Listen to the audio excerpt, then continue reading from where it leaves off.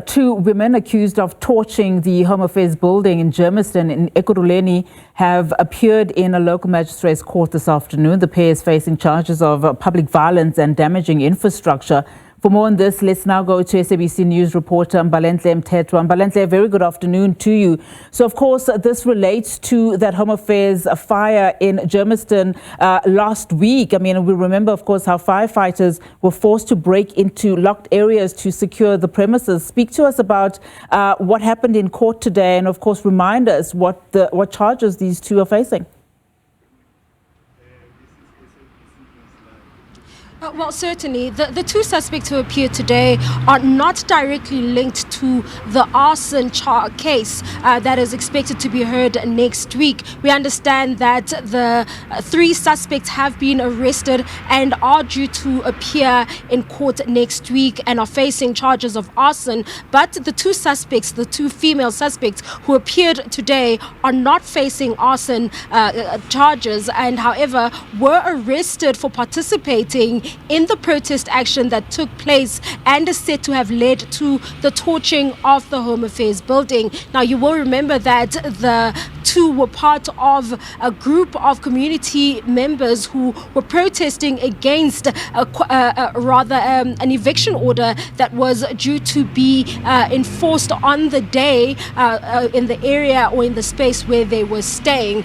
And it would seem as though the prosecution has failed to prove the charge of destruction to public property. The investigating officer took the stand here in court and went through some of the reasoning for the charges which have been that the two suspects have been charged with. And it would seem as though the destruction to public infrastructure charge is quite difficult for the investigating officer to prove in court, given the fact that the road that is being referenced to has only really been left with maybe burn marks from the tires that were burnt on the road, and everything else was removed. These were the stones as well as the broken glass and the burning tires. So the investigating officer came to court to tell the court that the two suspects should not be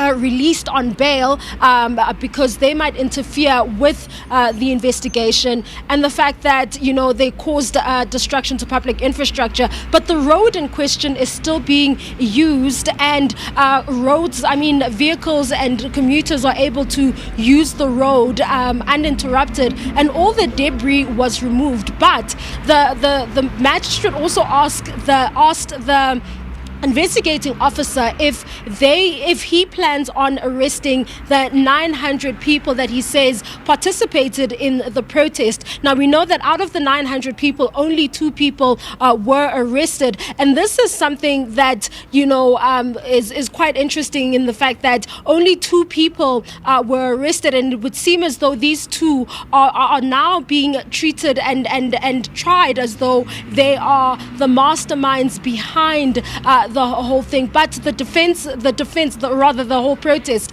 and the defense really poking holes in that argument, saying that the 2 suspects cannot stay in court and wait for such a time that the remaining plus odd 900 people to be arrested while they sit in court. I mean, rather in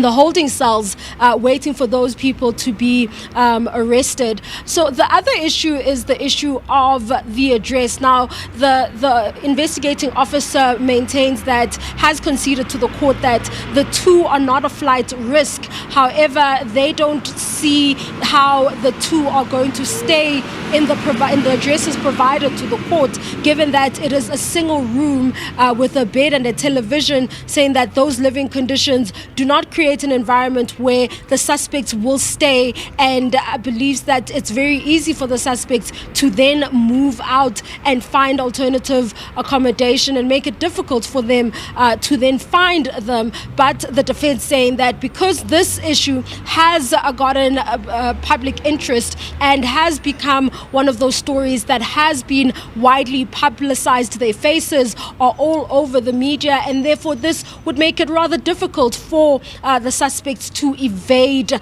justice or to even evade the trial. So these are the issues that have been heard so far. The final decision will be made tomorrow. The matter has been stood down until tomorrow for judgment, and that is when the two suspects will know their fate, if they are granted bail or if they will remain in custody until the conclusion of this trial.